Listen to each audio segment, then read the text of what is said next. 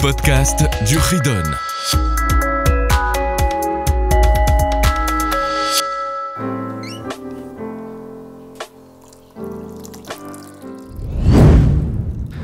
Bonjour les enfants, et nous voilà pour la préparation de la deuxième partie de ce Ridon à Rambam 5785. J'espère que votre premier examen s'est bien passé. Et là, on passe au deuxième examen, donc la préparation du deuxième. Commençons avec le chapitre 13. Ce 13e chapitre est très intéressant. Il est à propos du Lashon Hara. Lashon Hara qui veut dire la médisance. C'est comme on a l'habitude de le traduire. Mais en quoi consiste exactement le Lashon Hara ? Qu'est-ce que c'est le Lashon Hara ? Il y a une mitzvah. Une mitzvah, c'est il est interdit de parler, de dire, ou même d'écrire quoi que ce soit de mal sur autrui, sur une autre personne.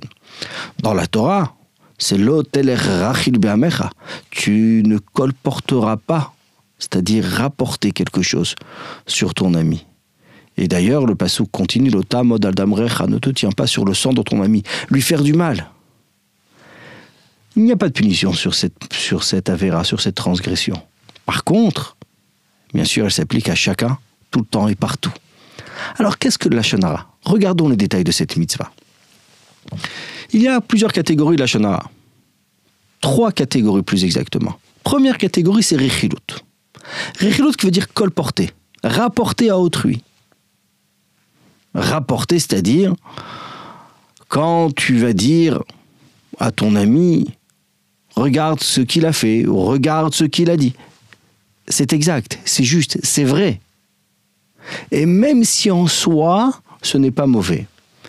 Par exemple, Rouven dit à Shimon, Lévi a dit que tu es très fort. Ça ne sert à rien. Pourquoi rapporter ?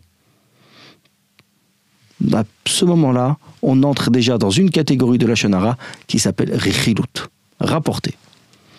Deuxième catégorie, c'est le Lashon Hara, comme on l'appelle. Dans ce Lashon Hara, il y a 2 sortes de Lashon Hara. Dire du mal, même si la personne ne le saura jamais.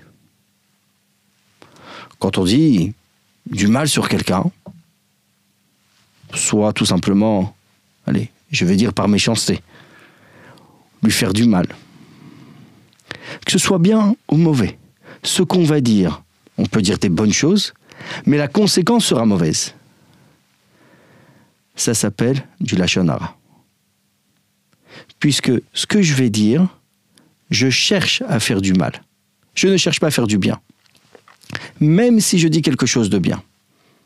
Par exemple, Yossi dit à David, regarde, Chaim a eu un 19 sur 20.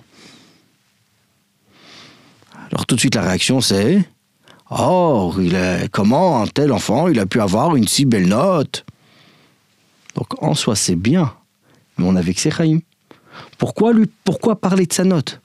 Est-ce que ça sert à quelque chose ? En fin de compte, on est tombé sur une mauvaise remarque. Et la 3e catégorie, c'est le motzi shemra.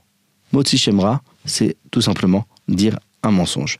Dire quelque chose sur quelqu'un d'autre, alors que c'est faux, ce n'est pas vrai. Évidemment, c'est quelque chose de grave dans la Torah. Il faut y faire très attention. Il y a certaines paroles qui ne sont pas en soi considérées comme du Lashon Hara, mais proches. Ce qu'on va appeler le Havak Lashon Hara. Si je traduis littéralement Havak, ça veut dire c'est une poussière de Lashon Hara. C'est-à-dire c'est comme du Lashon Hara, ce n'est pas du Lashon Hara en soi. On va donner quelques exemples.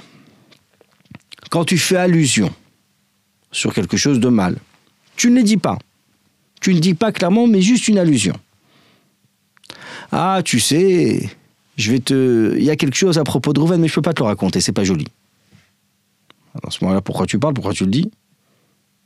Ou bien dire d'une bonne chose sur Chaim, alors que celui à qui tu parles ne l'aime pas.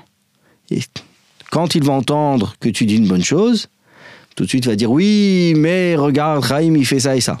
Donc la conséquence est mauvaise. Évidemment, se moquer, plaisanter sur quelqu'un, toutes ces choses-là font partie du Havak Lashon Hara. C'est comme du Lashon Hara, même si ce n'est pas. Et évidemment, il faut y faire très très, très attention. À quel moment c'est autorisé le lashon hara? On l'appelle quand même du lashon hara, parce que c'est rapporté, parce que c'est dire soit des bonnes choses ou des mauvaises choses, que normalement on n'aurait pas le droit. Mais dans certains cas, ça peut être fait, par exemple pour quelqu'un qui prend des informations. Est-ce que cette personne travaille bien? Est-ce que c'est son domaine de travail? Alors on peut dire s'il travaille bien, il ne travaille pas bien, si dans ce domaine il est bien. On donne une information qui est nécessaire à la personne. Puisqu'elle est nécessaire à la personne, à ce moment-là, on aurait le droit de le faire. Niveau 2. Quelques halachot concernant le lashon hara. C'est assour, complètement interdit, d'écouter du richilut, c'est-à-dire colporter. Quelqu'un qui me rapporte quelque chose, je ne dois pas écouter. Je ne dois pas écouter. De même, il est interdit de demander à ton ami qu'est-ce qu'on dit à mon propos, parce que lui il va te dire qu'est-ce qu'on va dire de toi. Automatiquement, je vais entraîner à ce qu'il fasse ce qu'on appelle richilut, colporter. Si tu as demandé une aide à quiconque et il refuse, c'est assour de lui demander pourquoi tu aides un tel et pas moi.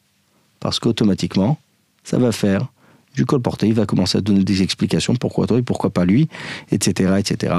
Donc on n'entraîne pas, j'engendre pas du richilut ou du lashon hara. Sur le lashon hara,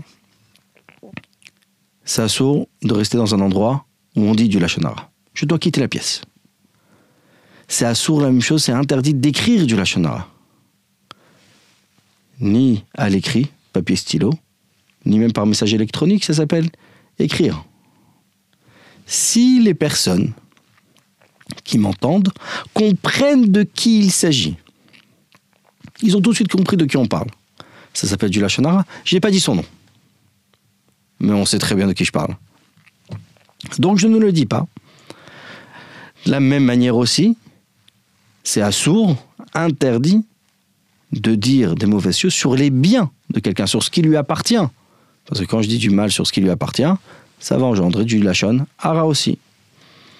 Par contre, on a le droit de dire à ses enfants, donc un parent peut dire à ses enfants, fais attention, cette personne c'est une mauvaise fréquentation, je veux pas que tu t'approches de lui. Ça s'appelle pas du lashon hara, c'est pour l'éducation des enfants, pour qu'ils restent bien à l'écart de mauvaises fréquentations. Également, il est important de savoir,